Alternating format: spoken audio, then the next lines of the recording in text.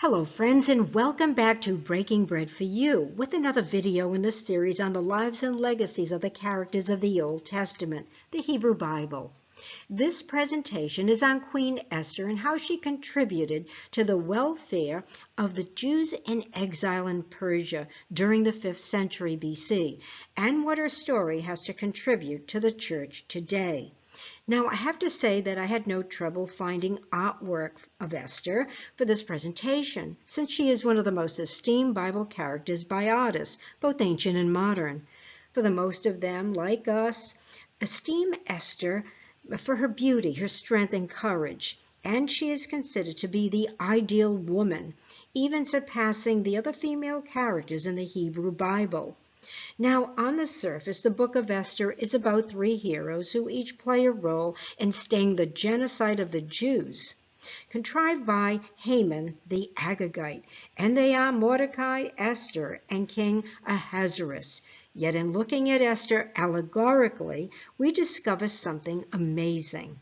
Now, I'm not advocating an either-or way to read Esther, because I believe that besides having allegorical value, Esther is an historical work, an important piece of the history of the Jews, and from where the festival of Purim originated.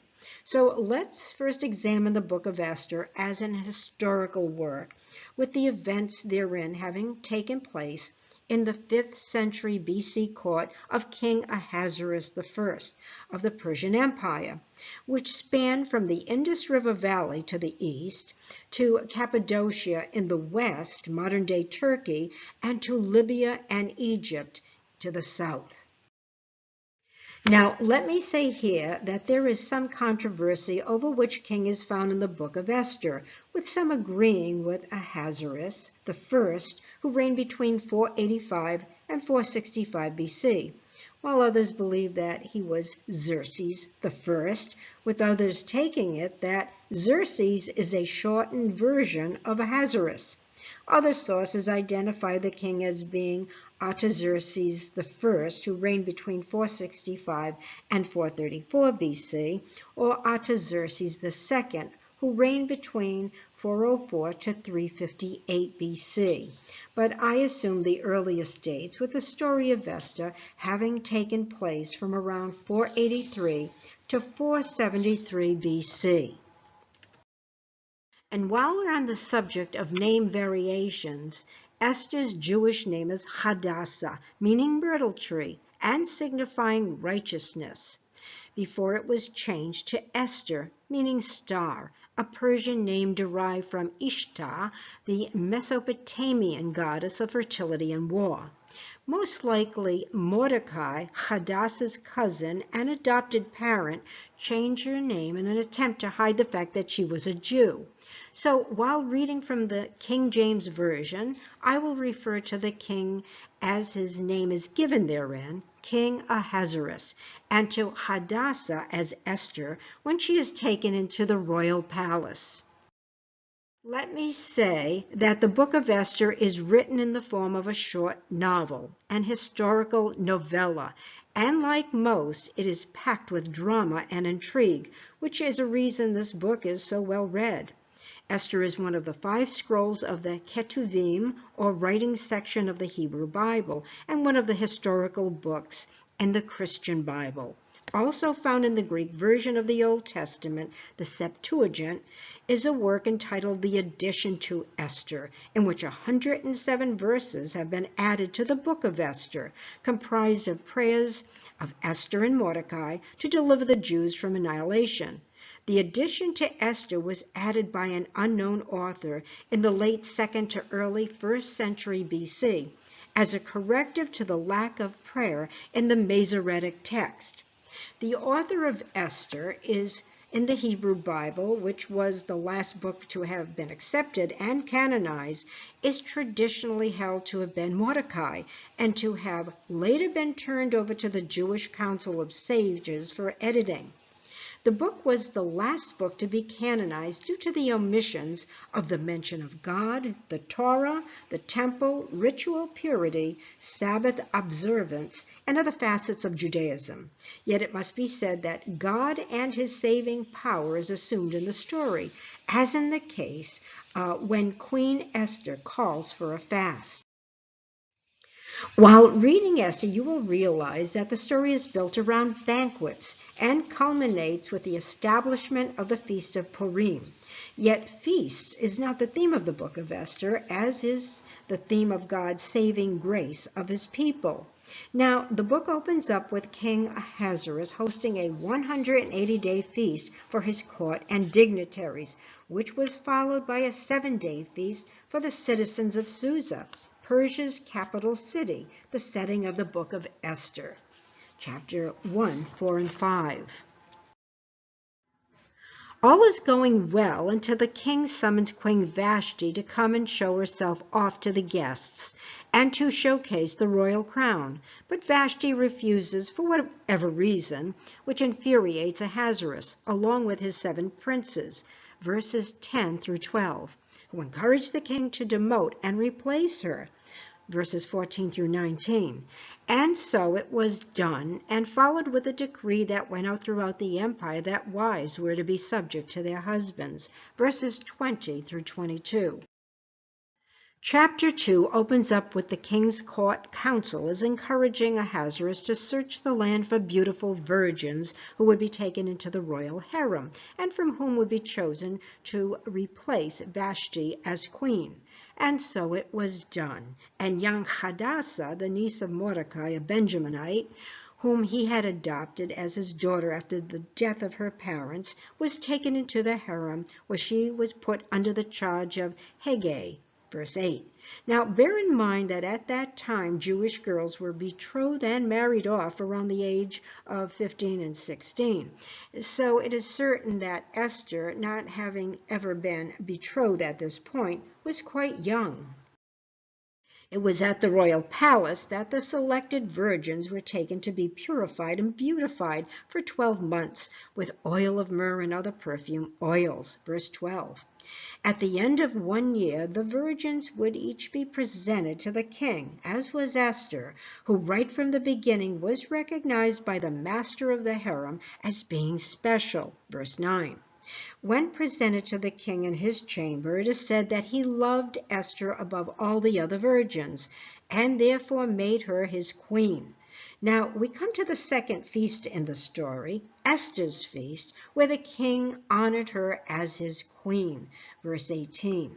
Not only was Esther busy with being the queen, but Mordecai sat at the gate, which suggests he had official status in Susa, and it was there that he was able to thwart the conspiracy of 2 servants of the king to assassinate him, verses 21 and 23.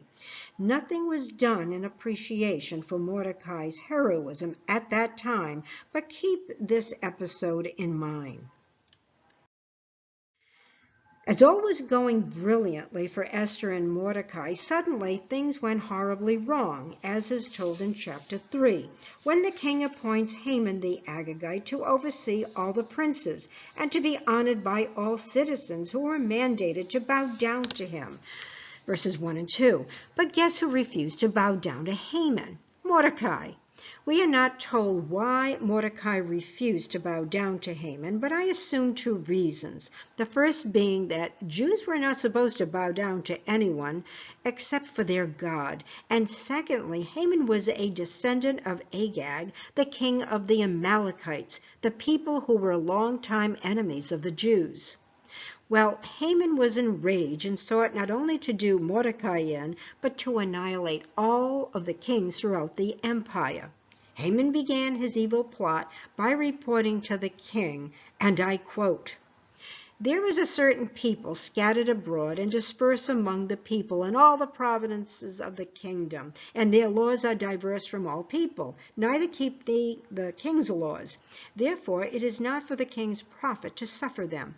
If it please the king, let it be written that they may be destroyed, and I will pay 10,000 talents of silver to the hands of those that have the charge of the business to bring it into the king's treasuries." And the king took his ring from his hand and gave it to Haman the son of Hammedatha the Agagite, the Jews' enemy. And the king said unto Haman, the silver is given to thee, the people also, to do with them as it seemeth good to thee. Verses 9 through 11. So Ahasuerus sent out letters throughout the kingdom for all Jews to be killed, men, women, and children. Verses 12 through 15. Chapter 4 begins with Mordecai hearing of Haman's plot and renting his clothes, that is, tearing them, what Jews did when mortified, then putting on sackcloth and ashes, what Jews did in mourning, when under great distress, or in humiliating themselves while fasting. Many Jews throughout the land did likewise, wailing and weeping for deliverance. Verses 1 through 3. Esther is notified of this by her servants who send clothing to Mordecai, who of course refused them. Verse 4. Esther then sends her servant Hatach to Mordecai, who informs him of Haman's plot, the amount of silver the king gave to carry out the genocide, giving him a copy of the king's orders. Mordecai then tells Hatach to tell Esther that she must appeal to the king to prevent the slaughter of the Jews. Verses 6 through 9. And Esther's reply was, and I quote, all the king's servants and the people of the king's provinces do know that whosoever, whether man or woman, shall come into the king and to the inner court, who is not called, there is one law of his to put him to death, except such to whom the king shall hold out the golden scepter, that he may live. But I have not been called to come in unto the king these 30 days. Verse 11. To which Mordecai replied, and I quote, think not with thyself that thou shalt escape in the king's house, more than all the Jews. For if thou altogether holdest thy peace at this time, then shall there enlargement and deliverance arise to the Jews from another place. But thou and thy father's house shall be destroyed. And who knoweth whether thou art come to the kingdom for such a time as this? Verses 13 and 14. Now, the queen devises a plan of action, commanding Mordecai, and I quote, go gather together all the Jews that are present in Shushan, and fast ye for me, and neither eat nor drink these days, nor night or day, or I also and my maidens will fast likewise. And so will I go in unto the king, which is not according to the law. And with Esther's famous saying, she said, and if I perish, I perish. Verse 16. The chapter ends with, and I quote, so Mordecai went his way and did according to all that Esther had commanded him. Following 3 days of fasting, Esther donned her royal apparel and went by the throne room in order to be spotted by the king, in the hope that he would extend his scepter to her, allowing her an audience. And he did. Chapter 5, 1 and 2. Ahasuerus then asks Esther the reason for her visit, to which she responds with an invitation to a banquet she has prepared for the king and Haman. Verse 4. Ahasuerus and Haman come to the banquet, during which time the king asks Esther what her petition might be, to which she responds with a second invitation to a banquet the following day, again including Haman, who, by the way, had no idea that Esther was a Jew. Verses 6 through 8. That evening the king is unable to sleep and summons his chronicles to review, in which is reported that a Mordecai thwarted the assassination attempt by his servants. Chapter 6. The king immediately summons Haman and asks him how he should honor one who saves the life of a king, to which Haman replies that such a one should wear the king's crown and robe and ride on his horse. Haman is hugely humiliated when the king reveals that it is Mordecai who is to be honored in that way, and that he is the one to carry it all out. Verses 7 through 11. So the king, along with Haman, show up for Esther's second banquet, at which time the king asks her again, and I quote, what is thy petition, Queen Esther? And it shall be granted thee. And what is thy request? And it shall be performed, even to the half of the kingdom. Then Esther the queen answered and said, If I have found favor in thy sight, O king, and if it please the king, let my life be given me at my petition, and my people at my request. For we are sold, and I and my people, to be destroyed, to be slain, and to perish.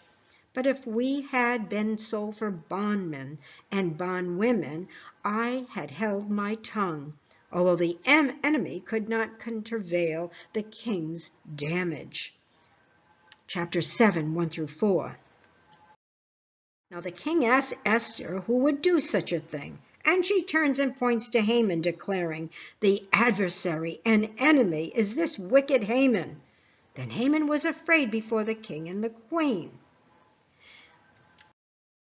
Upon this revelation, the king leaves the room in distress, and Haman, in a desperate attempt, rushes to Esther and falls upon her on her couch, witnessed by the king, who immediately had returned to the room, saying, Will he force the queen also before me in the house? As the word went out of the king's mouth, they covered Haman's face. And Habonah, one of the chamberlains, said before the king, Behold also the gallows 50 cubits high, which Haman had made for Mordecai, who spoke in good for the king, standeth in the house of Haman. Then the king said, Hang him thereon, verses 8 and 9. As Esther replaced Vashti, Mordecai replaced Haman, receiving the king's signet ring, and was set over the house of Haman by Esther, that is, inheriting Haman's wealth. Chapter 8.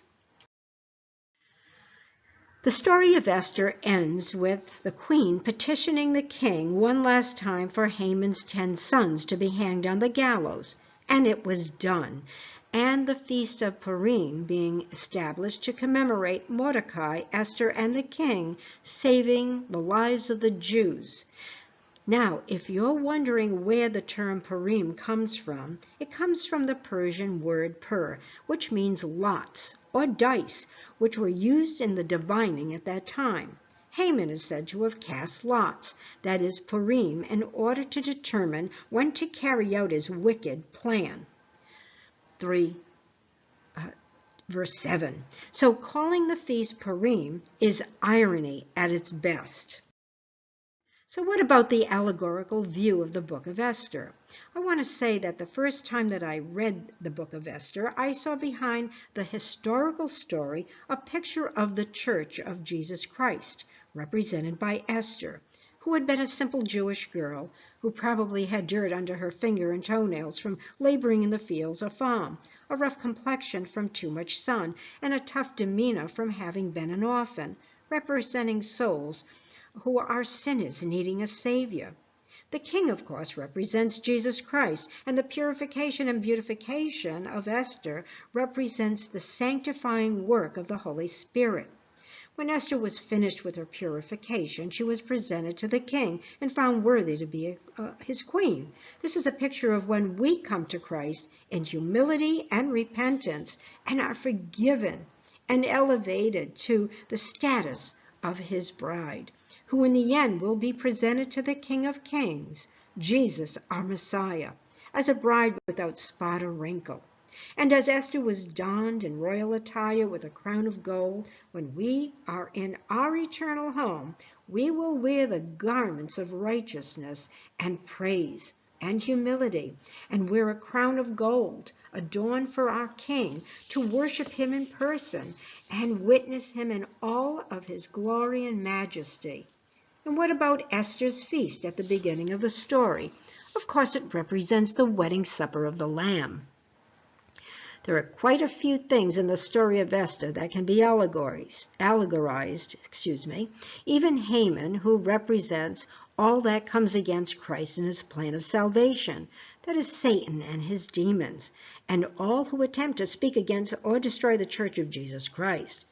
And could be more allegorical than saving of the Jews from annihilation, a picture of God saving souls from eternal damnation. And what about the king honoring Mordecai with a royal robe, golden crown, and riding upon the king's horse? I see that as being a picture of the rewards the faithful will receive when Christ returns.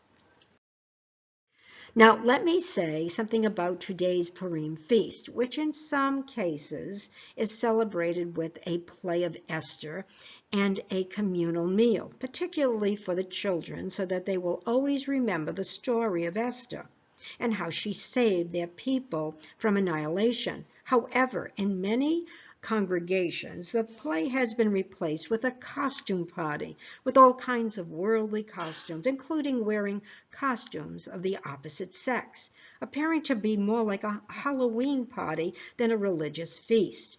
This all began in the 16th century in the diaspora in Italy, when Jews adopted the practice of the Gentiles who donned worldly costumes during what had evolved into Mardi Gras, the festival preceding Lent. I hope that if you are in leadership in congregations that celebrate Purim, that you will remember it is all about the children and the legacies that are left to them. Thank you for listening. Please subscribe to my channel and hit that bell to receive notifications of my next video.